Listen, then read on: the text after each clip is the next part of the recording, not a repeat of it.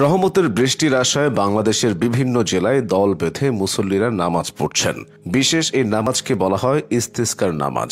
এই নামাজের নিয়ম ওয়াক্তিও নামাজের চেয়ে আলাদা। ইস্তিসকার নামাজের জন্য অনেকগুলো শর্ত রয়েছে। নবীজি বৃষ্টির প্রার্থনার জন্য এই নামাজ পড়েছেন।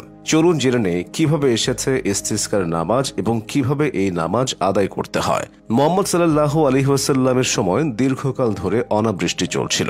তখন একজন ব্যক্তি রাসূল সাল্লাল্লাহু আলাইহি ওয়াসাল্লামের কাছে আসেন। তিনি তখন মসজিদে নববীতে জুমার খুতবা দিচ্ছিলেন। সেই ব্যক্তি নবীজিকে বৃষ্টিপাতের জন্য প্রার্থনা করতে অনুরোধ করেন, কারণ মানুষ ক্ষেত খামার গবাদি পশু নিয়ে পানির অভাবে ভুগছিল।